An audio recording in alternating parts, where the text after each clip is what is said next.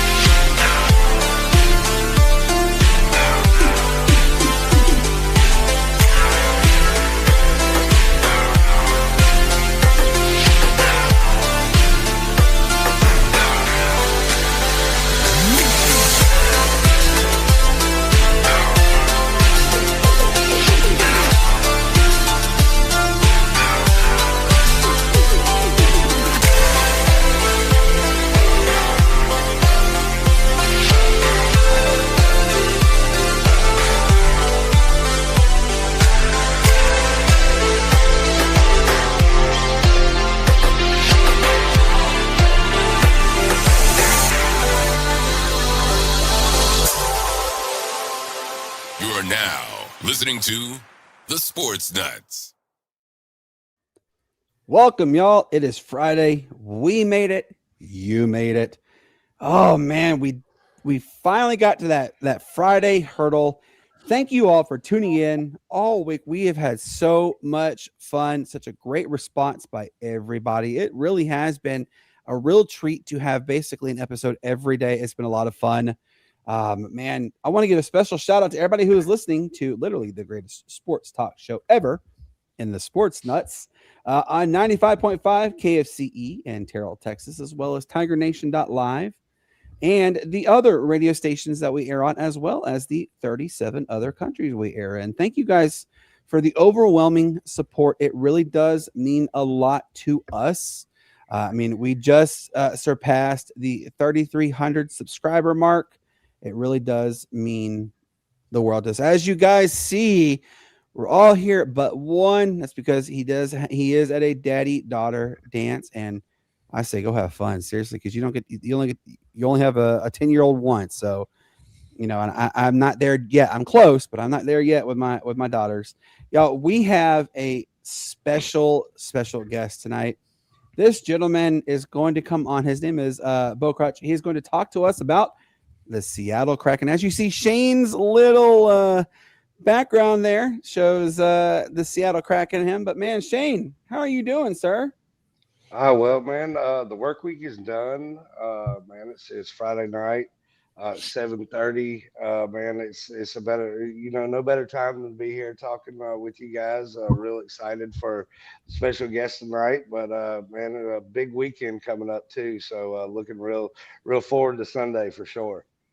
Oh yes, it's about to get good. Oh my God, look at this. Pensman, man, he is back after a long week of being under the weather, man. What's going on with you, sir? Doing good, hanging in there. Bummed I'm here. Gotta support right. Bo, so gotta support my friend Bo. So that's right. Ain't nothing wrong with that. And look, my dude sitting right below me, Brian Pettit. Man, we're starting to become a regular having you on, man. How you doing? I'm doing good. It's Friday. And also, by the way, Olympics starts tonight, Actually, they started this morning. But the opening ceremonies is tonight. The opening ceremonies have already aired. Yeah. But because remember, they're 7 hours ahead of us. But yeah. My daughters, Eastland and Addison and Holden, Daddy, can we stay up and watch some of the opening ceremonies? I'm like, yes, y'all can watch some of the opening ceremonies.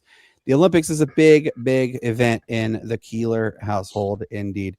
Oh, man. So after our guy Bo does leave, we still have a lot to talk about. The Pro Football Hall of Fame class of 2026 was officially announced last night. We'll let you know who they are in just a few minutes. And then it got us thinking, the first-time Hall of Fame ballots, the potential members for 2027, they too have been announced, and we'll go over that list. And I want you guys to maybe tell me, who do you think will be the first ballot guaranteed on that list? There's a lot of big names in there.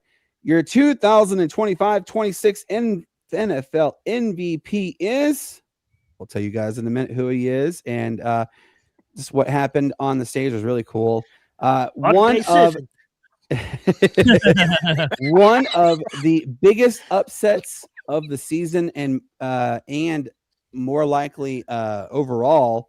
Last night happened with Gonzaga and Portland. What? Yeah, we'll talk about that in just a few minutes as well. I'm going to put a picture up, and I want you guys to study. I'm not going to show it yet because it'll give it away. But it's basically who are you choosing to win the game or the championship? We'll talk a little bit about that one. Of course, we have our honorable mentions, and we have you, the most interactive fans there is. All right, y'all ready? Let's go. Get it. Bo, man, how are you doing, brother? Doing good. Thanks for having me on, guys. Oh, man. Hey, turn your volume just a little up. A little up.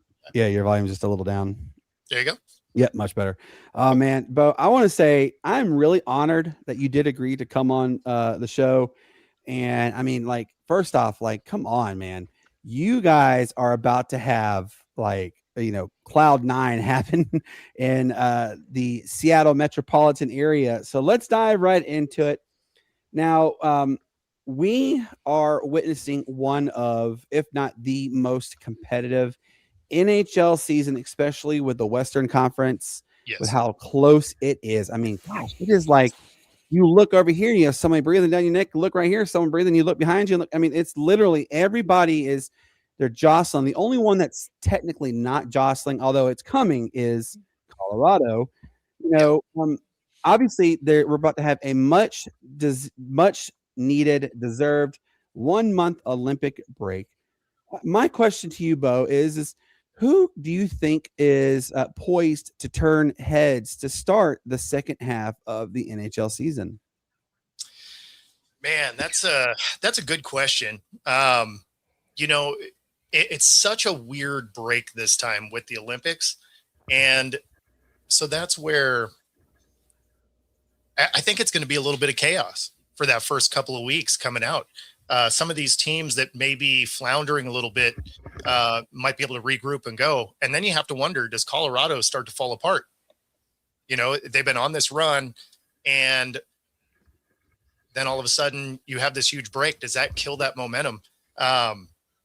I would say there's a lot of bubble teams that are going to take this time off to try and regroup and get right to make a playoff run. Absolutely. And, I'm going to tell you this also. I'd be okay seeing Colorado lose. I'm a diehard Tampa Bay Lightning fan. As you know, Pinsman is a diehard Pittsburgh Penguins guy, and Shane is a diehard Carolina Hurricanes, or we like to joke with him and call them the Virginia Hurricanes. Now, Brian, he's starting to get into the thick of the NHL. He's still up in the air. Yeah, it's starting to become that NHL obsession. So, but his team though is the Nashville Preds. So as you see, we're pretty well covered on that one. But man, like I said, I'm okay seeing Colorado just flounder right away. Shane, go ahead, man. Oh yeah, Bo. Thanks again for coming on with us tonight. The Seattle Kraken is one of the newest NHL franchises, just getting started there in 2021. What was it like around the city? With the announcement of the new franchise. I know they've been kind of waiting on one since about 2012, 2013. But what was it like for that announcement to finally come through? And then what was it like during that inaugural season there for the Kraken? Yeah, so obviously during the announcement, there was a lot of excitement, right? And despite the fact that we haven't had NHL teams here, we did have hockey here, right? So we had the Seattle Thunderbirds. We also had the Everett Silvertips. So we had hockey around, and the NHL kept teasing us. Right. Like they're like, oh yeah, you guys will get a team, but maybe. And so when it finally got announced, it was huge. That being said, I actually wasn't in Seattle for the inaugural season. I moved to Mexico for a couple of years during COVID. And so I missed that inaugural season. Oh, darn. You had to go you had to go and be in, paradise. Yeah, 2 blocks from the beach. It was rough. So, the Seattle Kraken, you guys now, I will say this, you guys are sitting at third place in the Pacific. You're literally, though, you're right behind Vegas and Edmonton. You guys are at 63 points. They're at 64. You're like, gosh, so close. Now, I want to go and also look at the rest of the division, though. Oh, yeah, Look at the points through the rest of the division. Everybody's close. Yeah, oh my God, you're right. Everybody is like, I will say this. I'm actually shocked to see what Edmonton has done. You know, they had that really lethargic start, and I was thinking, and Pens will even tell you, I was like, man, I don't think Edmonton's going to go back to the playoffs. Well, they've definitely turned heads the right way. You know, now we've started seeing the emergence of greatness again, finally, for the Tampa Bay Lightning. They're 19-1-1 in their last 21 matches. They're only, I think, 4 points behind Colorado now for the best overall record in all of NHL, which Colorado can have that because, you know, nobody has ever won the Stanley Cup if they've won the President's Trophy. No one's ever done that. So, but, you know, what are your thoughts on the differences from last season to this season? Because like I said, this season, by far, I think, honestly, this is the best season since 2019 for NHL standards. What do you think? Yeah, I mean, there's a lot of parity around. Certainly in the Pacific Division is crazy. But I think that's where the Olympic break becomes very interesting because outside of, you know, Colorado kind of running away, there's a ton of parity. So it's going to be very interesting to see which one of these teams just falls apart having that time off and which one that may be lurking way in the background that kind of figures stuff out. And with everybody being so close in points, it's not like that would be a crazy outlier. I mean, it's not like anybody is that far. I mean, there's a couple teams that are pretty far behind, but for the most part, you know, the teams are within striking distance with enough games left that they could make a push coming off this break. I think this break is going to really mess some teams up. You know, we had Phil Hewlett, the PA address announcer for the Anaheim Ducks on the other day, and that was actually a really cool experience to speak with him. And he has sentimented the same thing that you're saying, Bo. And it's really, the West is really anybody's game right now. I mean, obviously you have the exceptions with Minnesota, you have the exceptions with Colorado, but, you know, not by much. I mean, Minnesota, they're hanging on by the hair of their chinny chin chin kind of thing. So it's not solid yet. I mean, we have 30 games now after the break comes back. We're about to get in like the nitty gritty, the meaty part of the NHL season. Oh, I can't wait. Shane, go ahead, man. Oh yeah, well, you know, this year the Seattle Kraken are right there in the middle of the playoff hunt. You know, as you and Brandon have alluded to there in that Western Conference. You know, it's been a little while for Seattle though. It's been since the 2022-23 season that they made the playoffs.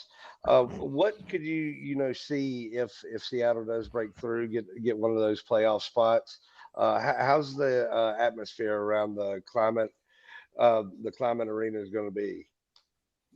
Yeah. So, I mean, obviously anytime you're in the playoffs, you know, the atmosphere is electric, right? I mean, when you go to a Kraken game anyway, you know, even through the ups and downs of this season, I mean, it's been a roller coaster ride if you're a Kraken fan. They'd go on a run, they'd get up into that, you know, second spot, and then they fell apart and fell to second to last and then climbed their way back in. You know, they started the season off looking like they were going to set the new record for the most ties in a season. I mean, there was so much going on with this Kraken team. So, and during all of that, the crowd's been electric. So that won't be the issue. You know, and I see one of the comments, Rob, you know, asking kind of where it is they think they're going to end up, right? And the problem is they are kind of a one-sided team, right? They're good on defense. They struggle to score. And that is where a lot of those ties happened early in the year, is because they could hold people down, but then they couldn't capitalize. And they were among, you know, the bottom of the league for much of the year as far as power play goals. But they would find ways to give up shorthanded goals, right? So they'd come up short on penalty kills, which that's a rough way to go down. So unfortunately, the scoring end of this team, even if they get into the playoffs, is a real question mark, because there'll be moments where they'll get they'll find the back of the net, and then they'll go on runs where they fall apart and they fall back down the standings. That may work during the regular season. That'll get you out of a series real quick in the playoffs. Yeah, at times, I swear, Bo, you probably see this too, that some teams in the NHL, they can't even buy a goal. Like they can't even get by to get out of their own zone, let alone a goal. And I mean, it's you can literally just sit there and beat your brain like, dude, what are you guys doing? Get it out of your zone. Come on and play the way you know how to play. All right, Pinsman, you have a question? Go ahead, man. Well, first off, congratulations to your Seattle Seahawks of making the Super Bowl, and it's good to see you since it's been a while. We need to catch up on some stuff, Bo. But my question is, do you think the goaltending with Joey and Philip, do you think that's a mixture of why they're at 63 points? Do you think the goaltending is the issue? Because Matt Murray's only had 5 games, and Joey's had the most, and Philip is the second. What do you think? You think the goaltending's the problem to have 63 points? No, I don't think goaltending is the issue. I think the issue is the amount of shots on goal is the problem. Okay. Because I mean, the goalies have been good, but I mean, we've gone into overtime periods where we ended up with 1 shot on goal for the whole period. Well, if you only get 1 shot on goal, you know where the puck is the rest of the time. Exactly. It's down on the other side. So Right. the other thing to keep in mind on that is some of the reason why we have that is because our goaltending has been good enough to get us into these overtime games. So, as you still get a point in a loss for overtime.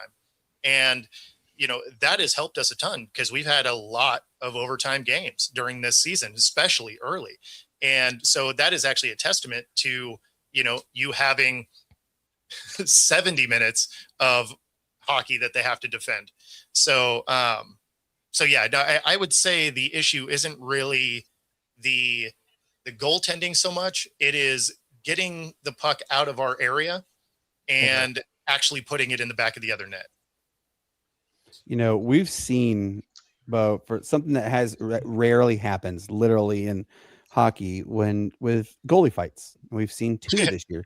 We've been blessed. So Pinsman and I are on the phone when they did the stadium series, and he goes, "Oh, there's a fight, because Andre Vasilevsky's coming out there and he's ready to lay some haymakers." And of course, both Pinsman and I are like, "Well, that was a quick fight. Come on, that was not what we were expecting." But look at the overall push that the fights have actually had. And I don't know if you saw last night. I'm pretty sure you did. You saw last night with my Tampa Bay Lightning taking on the absolute laughing stock of the state of Florida with the Florida Panthers. And I don't know if you saw this. They had more players in the penalty box than they had room for the penalty box. And I know that the Tampa Bay Lightning mascot was kind of joking, giving them chairs.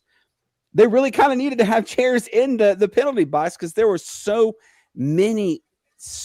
But what in your eyes, whenever you see a game like that where when they're going to lay haymakers, what type of excitement does that generate for the fans and even for the team? Like we saw what it did with Andre Vasilevsky when he got into the fight with Swayman, and then Tampa just said, "All right, yeah, let's go score," because Boston, for whatever reason, thought the entire second period belonged to a power play for whatever reason on that one. But I mean, what do fights really do to does it really in general ignite a team to possibly go into victory, or no? I mean, it can. There's more of the entertainment value for the fans probably. Goalie fights are funny though, because that is full on, just like they're so padded up that it's just like Transformers fighting out there, right? Like I love there's that. no real fight happening. There's too many pads, and I mean, but they're entertaining and they're rare, right? So when they do happen, you're like, oh wow, a goalie fight, that's crazy. But yeah, when there's a lot of fights, it actually makes me think of lower level hockey, right? Like WHL stuff like that, because there was always lots of fights in that. And So when you see that, it makes you think of the lower level stuff when you're watching the guys that are, in their late teens, low 20s, where you're like, oh yeah, this is going to be some boxing, and then hockey will break out every now and then. So anytime you see that in the NHL, it is kind of entertaining. Shane, go ahead, man. Oh yeah, well, as Pittman mentioned, the Seahawks are in the big game this coming Sunday. Just kind of veer off the hockey thing for a little while, since it's such a big moment there for Seattle.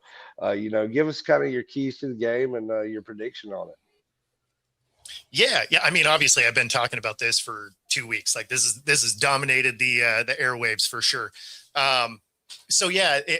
Some keys to the game, from Seattle's side, is they got to protect the ball, right? Sam has to be smart with the ball, which is something he has been really good at this postseason so far. They also have to figure out how to get Walker going. I don't expect him to have a huge day, but he needs to be going enough that they have to respect it, right? But I'm looking for Shaheed to have some key moments in this game. AJ Barner is going to have some key moments in this game, because he's going to be used in some of that rush blocking, and that's going to allow him to do some of these kind of stunt blocks where he can float out into a zone. I expect to see him get some catches on probably some important third downs. I could definitely see him getting like an anytime touchdown in this game for the exact same reason, is if they can get Walker going right away, then they'll have to play up on that, which will allow him to kind of leak in behind the line there. We had a friend of ours. We did our Super Bowl preview show yesterday, and we had a guy come on, and he said, whoever tries to get cute, the first person who tries to get cute is going to cost them big in the game. And the question obviously is for everybody, and including you, who do you think will be the first to get quote unquote cute and cost their team a touchdown or even more? So I don't think either team is going to get cute. These are both coaches that are defensive minded. So they are more about possession and, keeping the ball. Not to say that there's not going to be some creative plays in this game. Certainly there will be. But I don't think it's going to be one of those, Kyle Shanahan's where I kind of outcoach myself in a moment. I don't see that being a thing. What it might be is an execution issue where you end up with a turnover. And that's where I think turnovers loom hard, huge in this one, where whoever loses the turnover battle loses this game, because both these defenses are legit. Yeah, I think this is, I'm sorry, Richard Sherman, you had your Legion of Boom. Yep. I think this is better than the Legion of Boom. This defense, and I played defense. That was one of my favorite positions. My most memorable game, I had 4.5 sacks in one game. That was nice. That was electrifying for me when I did that. And this defense is uber stout. I mean, I don't know if some people could even see this just being an absolute one-sided show, and we could see Seattle get away with this really quick. It depends on, can Drake May overcome the level of aggression that Seattle's defense has. Who do you think wins this game? Give us your final score. Yeah, so I have this as a tough battle. I know people keep talking about Seattle running away with this thing. I don't see that being a real thing. I have it as a 27-24 Seattle victory here. This one's going to be a battle. And with the over-under of 4.5, I actually have the Patriots covering. So Seattle wins outright, and I think it hits the over. But I could see the Patriots covering here. Rob, you have a good question there. Where's the panel at on it? Obviously, I have Seattle winning, but we got some Patriot fans in here. Or what are we looking at? I like the Patriots in the matchup. It's all dependent on their secondary against the receivers from Seattle, but I do like the Patriots, and I'm with you on the over under. I think it's definitely going to hit over. It's going to be a really good game. I'm really excited, and I'm also sad too, Bo, and I'm pretty sure you are too, that when we had all this build up to August, and we're like, man, it's gonna be here. Yes, it's gonna get here. It's gonna get here. And then it goes, and you're like, dude, that was the fastest, as Pensman like said, that was the fastest 3 minutes in any game because it's so quick. And you're like, that's not Whoop. fair. I don't want NFL. Whoop. Yeah, I don't want the NFL to go like that. I mean, what is going to be your mindset once the clocks hit zero? Are you gonna be like, that was one bleep of a season, and man, I can't wait to see what happens, or like, man, I can't believe the season's over? Like, which one is it going to be for you? I don't end up with that downtime. So, obviously I cover the Seahawks, but then as soon as they're done, Kraken's still going, right? So I'll be right back into that. And then you are less than a month away from Major League Rugby kicking off. And then you're a month and a half away from the WNBA kicking off. And I'm media credentialed for all of these. So I'm in all these stadiums.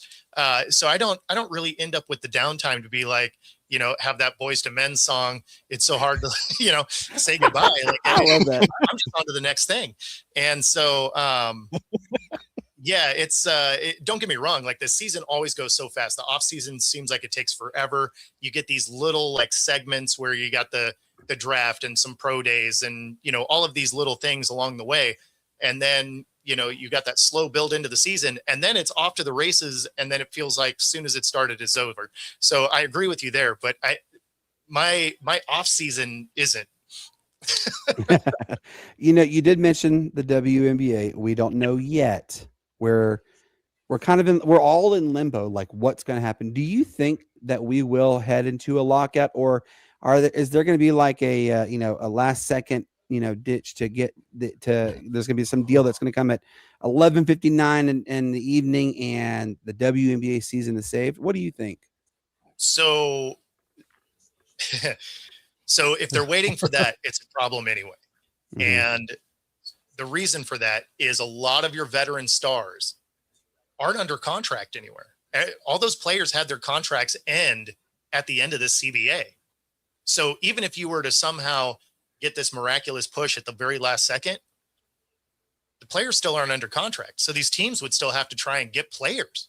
No, I think we're on the precipice of a lockout here because the WNBA is severely overplaying their hand. They don't have any of the leverage here. You can be like, oh yeah, we're the Pro Series, we're the Premier League, and that's great. And that sounds fine, except you're willing to pay half as much of these startup leagues to play twice as long. And now with that $1 million, max contract you're talking about, you're putting in verbiage that says you can't play for other leagues now. No one's signing that. So, I mean, they're almost guaranteeing there's going to be a lockout. And then the real question becomes, if there's a lockout, does that mess up their 11-year, $2.2 billion TV contract? Or does that TV contract say, hey, you're not actually putting a product on the floor. Maybe I want to look at Unrivaled or Project B or any of these other startup leagues that are starting to come through. So no, I think the WNBA is severely overplaying their hand. The players have all the leverage here, and their other leagues are paying more than twice as much. I don't know where their thought process is, if of them thinking somehow they're going to be hard-nosed and get this done. The players have the leverage. Last question I'm going to ask you. My good friend John from the Pitch Grid podcast just wanted me to ask you about the Seattle Sounders. And what are your thoughts on this upcoming MLS? Because, by the way, that's crazy to think that MLS just ended and now we're ready to talk about it's about to start up again. It's so crazy. Yeah, so I am finally going to break down and apply for my credentials for soccer. I am not a soccer fan. I've never pretended to be a soccer fan. There's something about sports that can end in ties that make me mad. So I think that's the consensus for everybody. Yeah. So I struggle with it. That being said, I'm probably going to cover that. I'm going to officially throw my hat in the ring for the Sounders as far as credentials. But, the Sounders are consistently a good team. There's a reason they've been a multi-time champion, and they put a competitive product out there every year. So, if you're a soccer fan, you got to like the Sounders. Absolutely. Bo, man, thank you so much for coming. I'm serious. Thank you a million times over for coming on our show. Can you let everybody know where they can find you and when you're going to be on the air next? Yeah, so you can find me on all the socials, Football Talk with Bo, my YouTube channel at Football-Talk. You can find me tomorrow morning on Fox Sports with Reno. And then my daily show, Monday through Friday, Coast to Coast Sports. And if you're in the Pacific Northwest, if there's arena, I'm probably in it. Nice. My sister actually lives in Olympia. Oh, okay. So when I told her you were coming on, she's heard you, she's seen you. So my nice. brother-in-law has absolutely seen you. So shout out to John and Michelle for that. But man, Bo, I really thank you for coming on.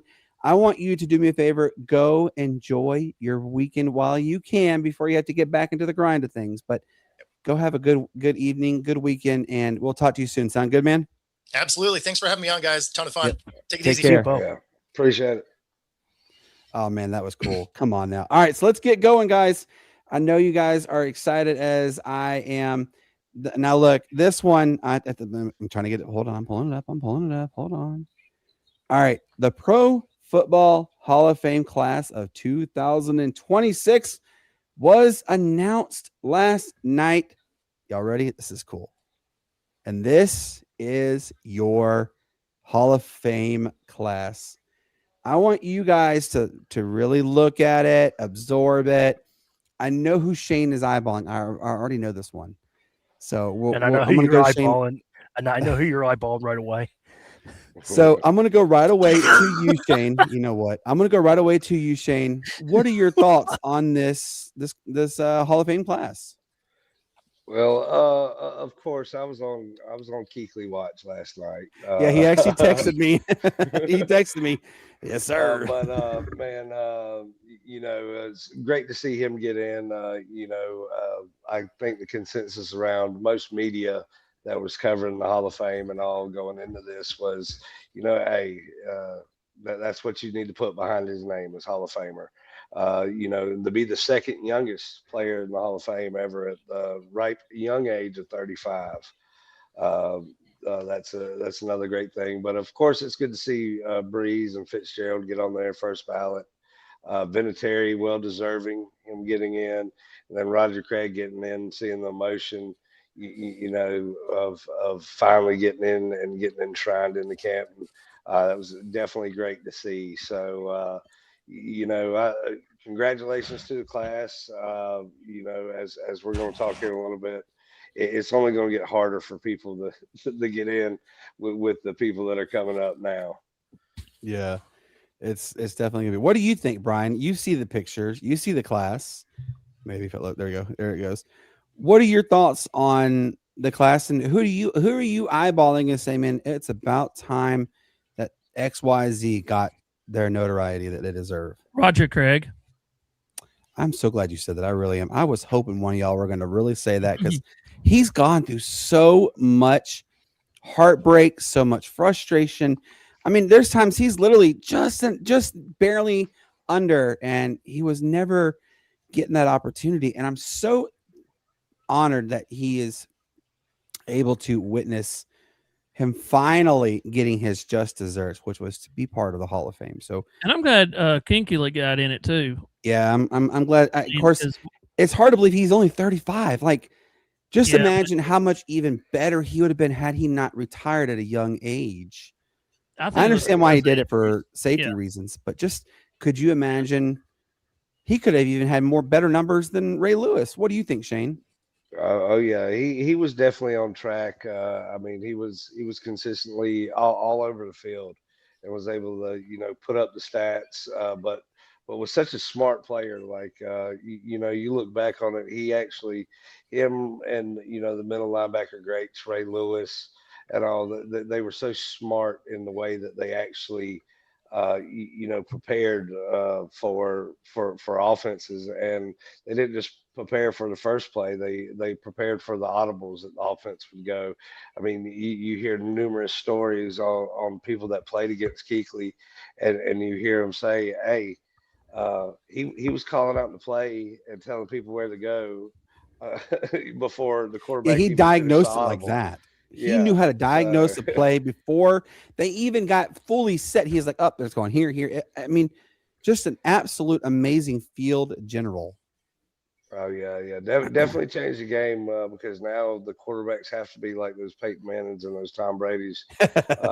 Josh Allen's where they now have to audible because every defense has that guy now, and Kuechly was kind of the first guy that made you think like, hey, we've got to have a guy like this on our team. Mm-hmm. All right, Pins, let's go to you on this list. It's one heck of a list. Who are you saying it's about darn time we saw them? Vinatieri's one of them. Vinatieri is there. You got to think of all the game-winning field goals he had with the Patriots, like that comment right there. And like to see Drew Brees. Drew Brees finally he got in. Now that he can ride that on the sunset now, because of all the he could have had more Super Bowls if he had more defense help, but Rodgers good. Luke, I'm glad Luke got in. It was well deserved. So Larry Fitzgerald, he's one of the top 10 wide receivers. He probably would have beaten the Steelers in the Super Bowl if Paul Amata didn't grab his hair and pull him down. So I remember that too. But Fitzgerald is a well deserved MVP or a Hall of Famer. So now that we've seen the 2026 class, let's go. These are the first time eligible players. Excuse me. For the 2027 class. And I want you guys to look at this list. It's a pretty good list. I mean, Shane just hit the nail on the head. Players that are going to have to deal with the likes of having some of these players to try and compete against. It's going to be pretty challenging. So Shane, you see this list. You there's a lot of great names on there. Who in your mind gets first ballot? Who do you think gets on there right away, just off this list? Well, this is the first list, but you'll have a few names here that are definitely going to be considered those first ballots. So they'll definitely get the finalist nominations. You probably got about 5 or 6 players, but first off, they're only going to take 2 or 3 of these first ballots. But so you look at the names like Gronk, Big Ben, and AP. Those are definitely going to be the strongest considerations for those first ballot Hall of Famer kind of nods. Then after that, you can see Sherman. Another name on there is Wentworth. Gerald McCoy is another name. The stats that he had, never missing a game really. Every game that he played in, he started as well. So, that's kind of, some of the names that you'll see. Of course, you see some of the controversial names there, like Mr. Brown and stuff like that. So, it's going to be very interesting to see. Also, it's come out today that the NFL is going to be looking deeper into the current voting situation and the panel that they have. So it's definitely going to be a very interesting list, to say the least, and how the NFL changes that committee that votes on these Hall of Famers. So we can only wait and see, but there's like 5 or 6, like I said, that are definitely going to get considered for that first ballot. Brian, you see this list. I want you to tell me, who do you think are surefire first ballots on this list? I'm going to say Le'Veon Bell, Gronk, Adrian Peterson, and Sherman. That'd be my picks right there. You think why would you give Le'Veon Bell the nod over Ben Roethlisberger though? Because he had a good career. Look at Mike over here. Mike's shaking his head. I know. That's why I'm not looking at him. But no. Ben is Ben. I mean, that's my top. Bell was horrible. Well, he's correct me if I'm wrong. Didn't Bell only have like 1 or 2 really good seasons, and the rest of the time it was just then he cried to his mom. Then he fall. Yeah, he fell off the rocker too, really bad. Yeah, he cried to his mom, and then went into boxing. So you heard what you've heard. Now, Pensman, you've heard what Brian said. Yeah. Give us your first ballot guarantees that you think on this list will get in. Ben will get in. Rob Gronkowski will get in. Jared McCoy will get in. I don't know why Brown was in. Brown didn't. I'm congratulations, Antonio Brown, but after Cincinnati game, you fell off the rocker and you went nowhere. So I don't know why Brown's on the list, but if you guys know me, I'm a realist. So yeah, Adrian Peterson, he has to be in. So that's my list. But I just don't understand why Antonio Brown's in. Yeah, I can tell you one name on this list that I'm looking at, and that's probably got the statistics and probably should be one of these Hall of Famers. That's probably going to have to wait it out. But Ryan Kerrigan down there at the very bottom, just a solid player and kind of what you expect. He deserves that. Not Le'Veon He does Bell. deserve it. You know who I think though, Shane, that I'm surprised you guys did not mention his name? Andrew Whitworth. I did. One of the best linemen. I'm talking about Brian and Pensman. I think he will be first. I think it'll be him and Rob will be they're guaranteed first. Ben Roethlisberger, I could see it. I could see it like an 80%. Has he retired long enough? Yeah, these are all eligible after 5 years. These are all the players that are currently eligible. Yeah, I'm talking about your player though. Okay. Yeah, Andrew Whitworth. Whitworth. He won the Super Bowl with the Rams, then he retired. With the Rams, yeah. Okay. All right. I don't know if that was 5 years ago or not. Yeah, he's a very good, very, very good lineman. Oh man, I mean, I didn't realize. Man of the year. Yes, I mean, and he is such a humble individual. If you ever get a chance, go. He posts a lot of videos of he has a podcast too. But if you go look at it, just listen to him. He is so well versed. He is an actual genuine person. I mean, he is very well loved still, even to this day in the NFL. Right. I think the three that'll guarantee to get in first ballot would be Andrew Whitworth, Rob Gronkowski, and Adrian Peterson. I'm not excluding Ben Roethlisberger because Big Ben did do a tremendous amount of work to make the Steelers what they are, which is known as reliability. A year in a year out, they're always in the playoffs. That's what it was with him. He was one heck of a player for them. The player I think that's going to have a hard time. I'm not going to include Antonio Brown. I don't think Antonio Brown gets in anytime soon. I just don't see it. The one player I think is going to have a really hard time would be Cam Newton, just because of Cam Newton and his mouth and his antics. If Cam Newton can just hush, then I think he has a better opportunity than. And who cares about you wearing 50,000 freaking hats and feathers and whatever else? Just shut up sometimes, and you be surprised. But Alex Mack's definitely going to get on there too. Alex Mack did a lot of good things for the Atlanta Falcons. I could honestly see Alex Mack going in when he does go in, he will go in as a Falcon. I could see it. Gerald McCoy definitely is going to go in as a Buccaneer. I mean, he did such great things. It's just hold on. You're giving the Buccaneers credit? I am. Wow. I'm giving Gerald McCoy credit. Wow. I'm giving McCoy credit because you heard it first, everybody. You heard it right here.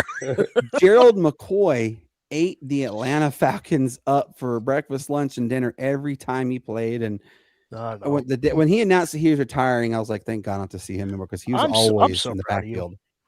I'm so proud you know what? All right, let's go to the next topic, y'all. Your 2025-26 NFL MVP is 37-year-old Matthew Stafford. Oh, man, now, I thought it was George Sanders. Model citizen. I will say this, okay? Man. I don't know if you guys saw what he did last night, but, I'm going to give a shout out to him as well for being he is ultra proud of his girls.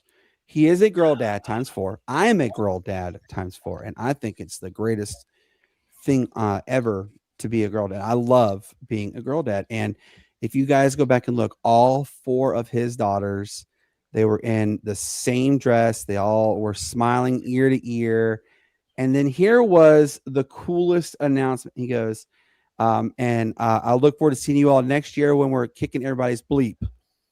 He is returning for the next season for the Rams. It most likely will be his last, but just such a cool moment that he was able to achieve that finally after all his time in the NFL. I mean, going on 18 years, that's insane that he has not won MVP. But my question to everybody here is, and I'm going to start with you, Shane.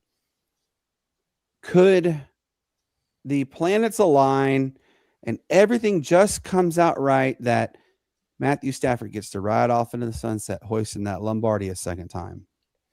Well, definitely the MVP was well deserved from from all aspects. Him, leading the league in passing yards and touchdowns, and he's one of those stand-up guys that we talk about is a true embodiment of a leader in the NFL.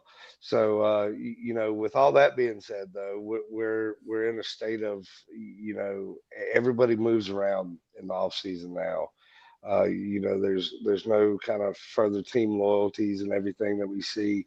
So, they've got a great young squad, core talent that's still there. Not a lot of contracts coming up. I could definitely see them being in the hunt next year, for sure, especially with Stafford coming back.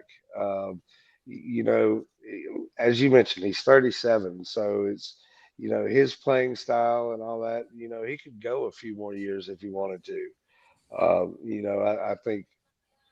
think, as you mentioned, him being such a great father and a person outside of the game, I think that he's probably going to want to take some time before it really takes a toll on him, being in the older years in the NFL. But I could definitely see if they go to the Super Bowl and win one. Definitely kind of making it swan song, as we talked about Andrew Whitworth just a second ago. That's one of those tear jerking moments, where the cameras had him and his kids there after the game and the confetti's coming down and all, telling them, "Hey, Daddy's done." That you could definitely see that from Stafford, but I think he's still got a couple more years of good ball left in him. But we'll just see how the next season goes and how it might end up. Oh yeah, and like John just said here, girl dads are awesome. He is one. Yes, John has 2 beautiful daughters, and it really. I mean, Brian's a girl dad. He has a daughter. I think she just turned. How old did Savannah just turn, Brian? She turned 15. Yeah, so Brian has a 15-year-old daughter, and it's just something about it. But I mean, you could literally see it, you could hear it. Everything about Matthew Stafford and his acceptances, his girls mean the absolute world to him, and I mean, I love it.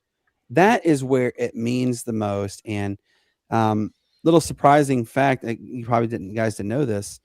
He actually helped get 2 of the girls their hair the way that it looked. He did it himself.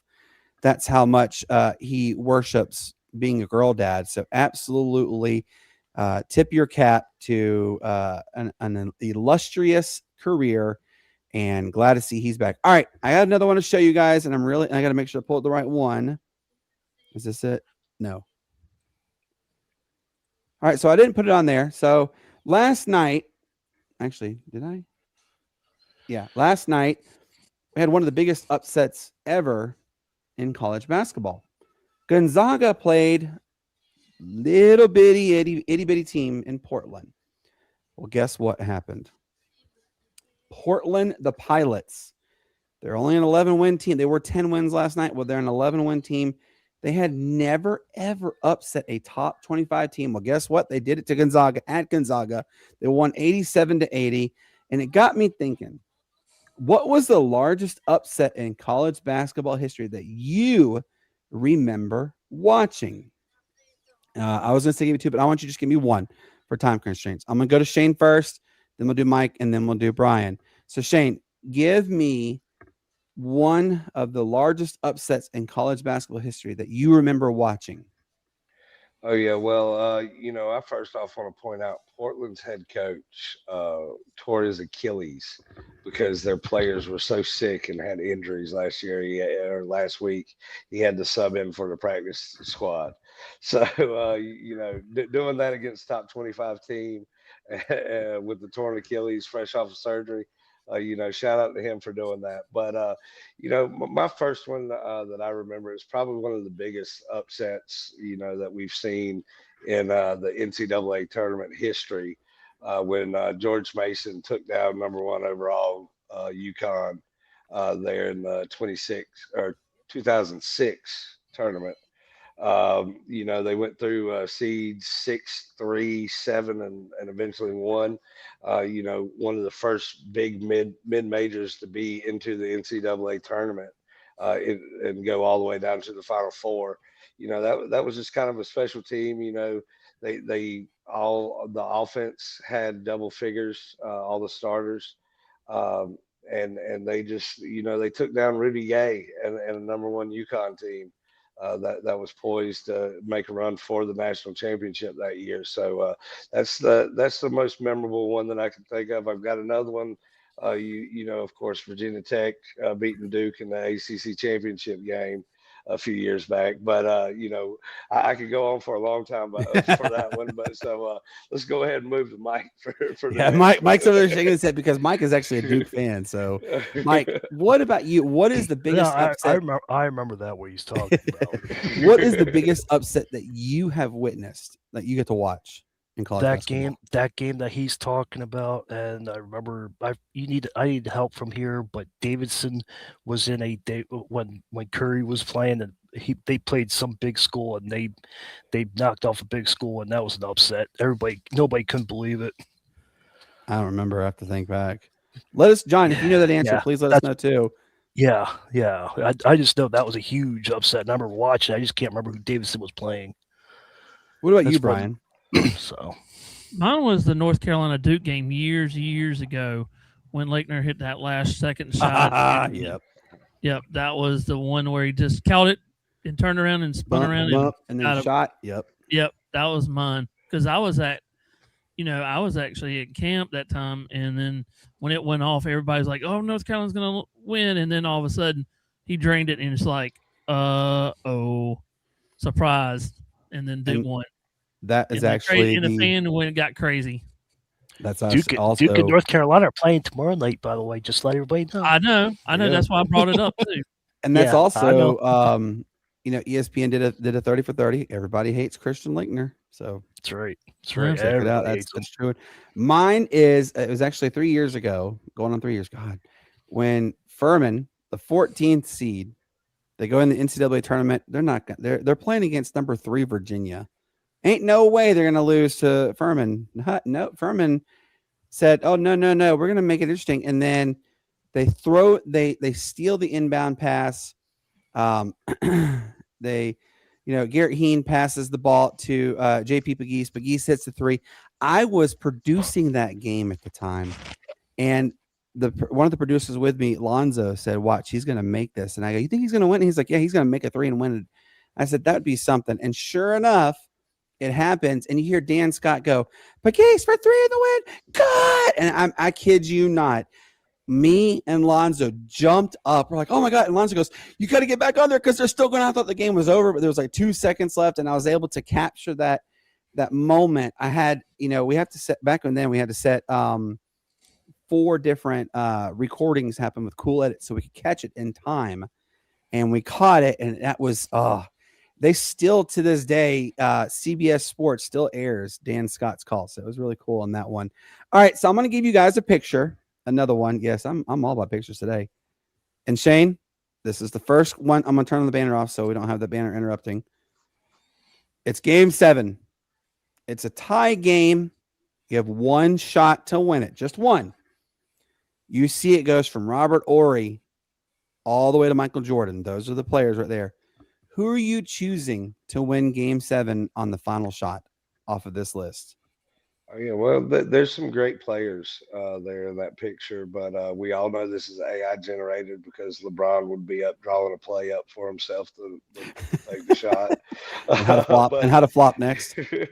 yeah, but I'm gonna go with you know, the player that once he crosses the half court line, he can shoot it from anywhere and make it from anywhere at any point. And that's going to be Steph Curry. You know, he gives you that extra edge just by having that range that he does. And you know, even in 2023, 2024 season, he was the clutch player of the year.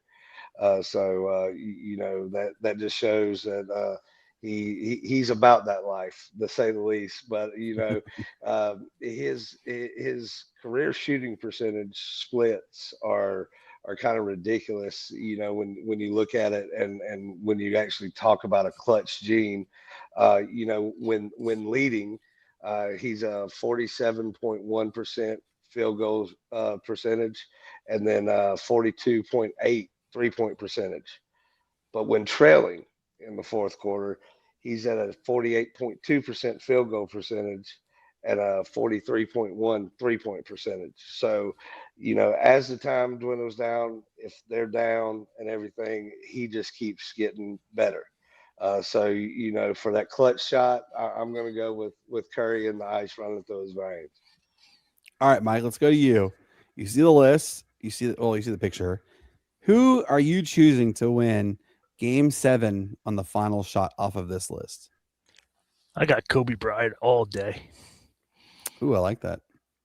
What about you, Brian? Who would you choose on this list?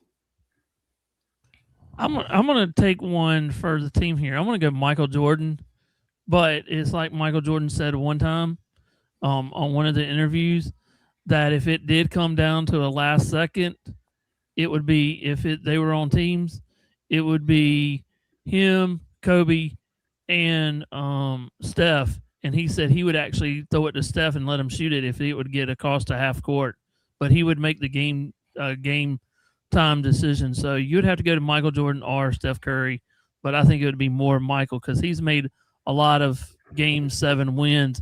Also, he's never lost a Game 7 either, so he's never done that either. So if that's Pat Riley, he'll probably give it to Michael then. See, mine's also a toss up, Brian. I'm right there with you.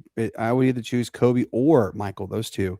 Yeah. But I'm not going to be reminiscent to not include Robert Horry. Mr. Robert Horry can hit those threes at the most clutch moments. I remember, I remember when he played for the Lakers. I remember when he played for the Spurs. They would be down. They needed that 3-point or whatever, and it's just like Robert Horry said, you know what? Hold my beer. I'm going to do this, and he did the dang thing, and he ended up winning a lot of games. He was very clutch. So absolutely great list. Really enjoy this list. Brandon, what do you guys think? We want to hear what you guys think. Thanks, really, Brandon. We want to hear what you guys think as well in the comment section. So let us know. All right, now comes to our favorite segment.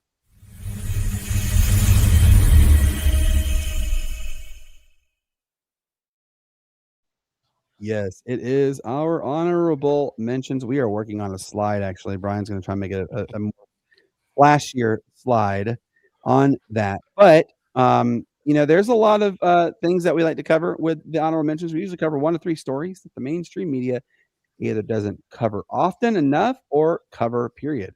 My first one is shout out to what is transpiring between the Western Athletic Conference and Utah Valley. This is from them. This is from the WAC. This was last night. Beginning today with the men's basketball game between Abilene Christian University and Utah Valley University, the Western Athletic Conference has removed all Utah Valley University home athletic contests from its broadcast schedule until further notice. These events will not be available for broadcast on ESPN Plus or otherwise. This action is required due to Utah Valley University's failure to meet its obligations under WAC bylaws, resulting in the status as a member institution not in good standing. I'm not going to read the whole thing, but I'm going to tell you now, somebody getting fired. And also, Utah Valley is leaving the WAC. I mean, it was already been announced they're leaving the Western Athletic Conference.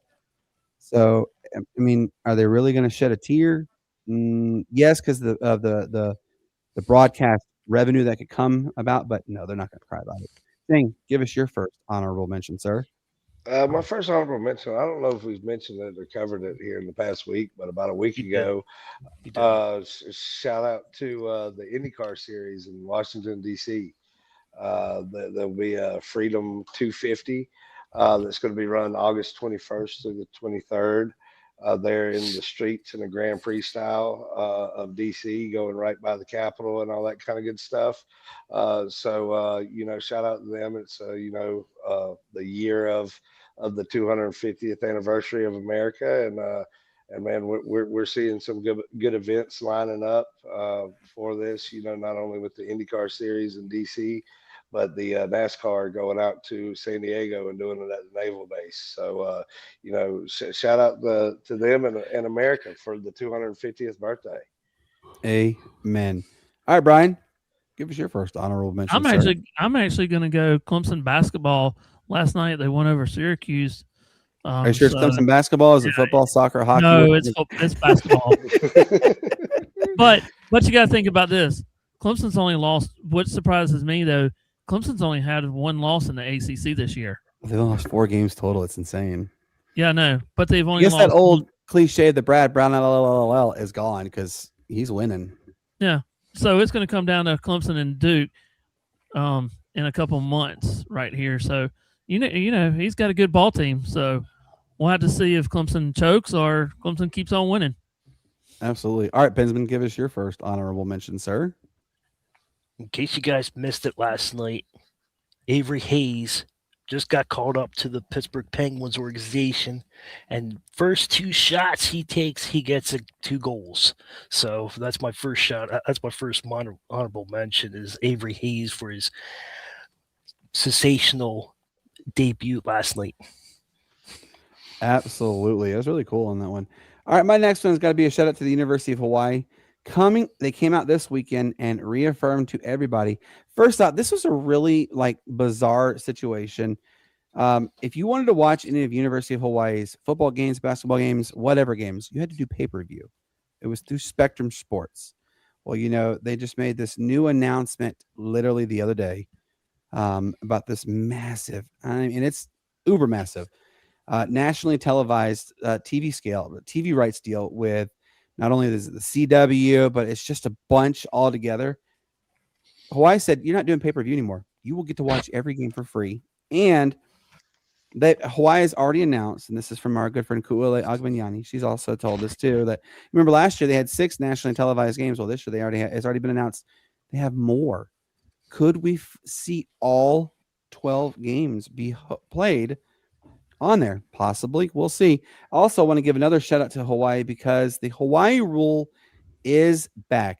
For those who don't know what the Hawaii rule is, they play 13 games to make up for travel differences and stuff. Well, Brian knows who this team is very well because he used to be one of the coaches at Presbyterian. University of West Georgia is agreed to terms to play. Now, he hasn't told me the exact date. I believe it's 27. If not 27, it'd be 28 for sure. But University of West Georgia is going to travel out to Honolulu and play at the University of Hawaii. So there is the 13th game.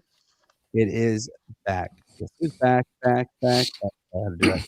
Shane, give us your next honorable mention, sir. Well, my next honorable mention is kind of going to be like yours, a little two-parter. First off, I want to give a shout out to new rookie offensive player of the year, Ted McMillan, for the Carolina Panthers. Led all rookies in receiving yards with 1,014. Led all rookies with receiving touchdowns in 7. Also put him in the top 15 in the league in both those categories as well. Want to shout him out, and also winning Tom Brady's LFG Offensive Rookie of the Year earlier in the week. But the state of North Carolina, just going to shout them out. I mean, it's been a great week. You got the Duke North Carolina matchup coming up tomorrow. Drake May, UNC alum, playing in the Super Bowl. Tet and Luke Kuechly with their honors last night at the award show. And then not to mention J. Cole just dropped a new album, and it's worth a listen. That's a name I haven't heard in a while. Wow, I haven't heard his name in forever. He's back. That's been a very long time. All right, Brian, I know you're taking a sip of your soda, but give us your next honorable mention, sir. I'm gonna have to give it to NASCAR what they did this week. They called it when it needed to. They raced a little bit Monday, so give them props to how what they did and got the track clean. It was kind of a messy deal, but all in all, we're ready to go racing this week. The twins and all that. Amen to that one. All right, Pensman, give us your second honorable mention, sir. This is my last one. February 20th, baseball returns. Next Sunday, Daytona is happening. So, boogity, and let's play ball, everybody. Spring training and NASCAR's around the corner. That's right. Real quick, want to let everybody know also, go on to Pensman's YouTube channel. He is, he's our hockey guy, so he will be covering both men's and women's hockey coverage in the Winter Olympics. He has already posted several shorts for the women's hockey. It did start earlier. Remember, they're 7 hours ahead of us, so they've already had everything done. So go and check them out. Give them a subscribe as well. And our guy Brian Pettit will be doing a lot more NASCAR races, and him and Shane are going to link up. Actually, do a couple racing moments there. So it's going to be a lot of fun. Please make sure you get your popcorn ready. I had to use a T.O. Owens there. Sorry. I want to give a shout out to the greatest sports spectacles that takes place every 4 years. And it did start today. And I'm talking about the Winter Olympics, the Olympics in general. But yes, the Winter Olympics are back. Brian has a little fan in the background there. But yes, the Winter Olympics are back and they're better than ever. And we're really excited to see how many medals each country takes and who wins the gold medal count. So we'll stay into that one. All right, Shane, give us your final honorable mention, sir. Yeah, well, we'll tag along on that one with you. The mixed curling is 3-0 for the USA right now. So yeah, well, one of those sports that's great to watch during the Olympics. But my last honorable mention shout out is going to go to the 49ers and the Rams. They're going to play the first game in Melbourne, Australia, coming up next year. And also shout out to the NFL for putting games in Paris and Rio de Janeiro this coming year. Makes a total of 9 international games. So it's opening up that conversation that we've had a little while back about a possible permanent international team being in the NFL. So shout out to them for growing the sport, and man, it should be a good game there in Australia. I believe it's at the cricket field that can seat over 100,000 anyway. So should be real interesting. They're going to Australia. This is from our guy John. Shout out to Lindsey Vaughn. She shredded her only ACL she had left. Remember, she had a total knee replacement, and she competed today. And it's going to be extra hard for her. She's even come out and said she doesn't have anything left to prove for anybody, but she is going to skate and compete in the Olympics. Her final one ever. She's guaranteed this will be the final one with no ACL. So shout out to Lindsey Vaughn, indeed. All right, Brian, give us your final honorable mention, sir. I'm gonna have to give it up to Denny Hamlin with his surgery. He tore his shoulder back up going through the rubble with his mom and dad's when their house burned down and stuff. And just give a shout out because he's got to race all 32 races this year with his shoulder broken or his shoulder gone. That's a tough one. Yep. Oh man, guys. We had an absolute fun episode tonight. Thank you to Bo for coming on and talking to us. What else about Seattle? As we hear Miss Lily barking. Shout out to everybody in the state of Washington. You guys have a genuine individual who covers your sports, and he is A+. So it really was an honor to have him come on. I want to give you guys an update on the upcoming episodes. Monday, February 9th. It is episode 100 and I think I got the numbers wrong. Yeah. This was supposed to be 192 if I'm not mistaken. This we'll have 193, but I will not be on the episode next Monday, the 9th. I coach, you know what? I coach my daughter's basketball team, and we have a makeup game we have to do. Now, you all are in amazing hands. We have Matt and Ralph as the main host. We have Shane with his absolutely amazing guys. I promise you're not going to want to miss any of any of this team's take. These guys are fantastic. They know what they're doing. Shane, if you guys don't know this, Shane sent me a picture today of all his notes and stuff. It's like 5 pages. It's insane. It's a lot of, so he genuinely gets a lot of great material. So you're going to be in good hands. Like I said, you also have Mike, you also have Brian there. This is the Sports Nuts. We're a good team. Wednesday, there is another episode. I might not be there. It just depends on everything. It looks like there's a real probability I'll be there, but Friday the 13th, it is episode 195. It will be run by Matt and Shane, Mike and Brian. I will not be there. We have another basketball game. Like I said, great hands on that one. And then it gets really dicey. Monday, February the 16th, we have Nick Beckman. He is the public address announcer for Seattle University, the Red Hawks men's and women's basketball team. Matt and Shane and Mike and Brian will be the host of that show. It might actually only be the only episode for the week. I have, like I said, I coach my daughter's basketball team, and it is the playoffs. So if we win, we continue going another game until Thursday, the 19th, which is it is the championship game. And if we make it all the way there, you best believe we will be on cloud 9. So just stay tuned on that one. There's still a lot to be decided on there. But also want to let everybody know, our guy right here, as you see, he's been commenting, John from the Pitch Good podcast. And as you just saw on his comment about World Cup is coming, he will actually be coming on our show too to discuss the World Cup. He's also going to be talking to us soccer. Soccer's getting going again, so we're going to have a good time with him. So make sure you guys give him a follow, give him a subscribe, everything. We greatly appreciate it. So with that being said, for everybody who tuned tonight, guys, we had over 70 comments tonight. Really thank you all from the bottom of our hearts for doing that. Real quick, Pensman, give your final goodbyes, sir. Goodbye. No, I just want to let everybody know it's a good show. Good. Thank you for coming and tuning in. Thank you for taking your time out. But if you don't like what people say, walk the other way. Have respect what the people say. And please subscribe to my channel. And tomorrow afternoon, I will be putting more shorts out of tomorrow's game. USA women are playing tomorrow. There's a couple other games tomorrow morning.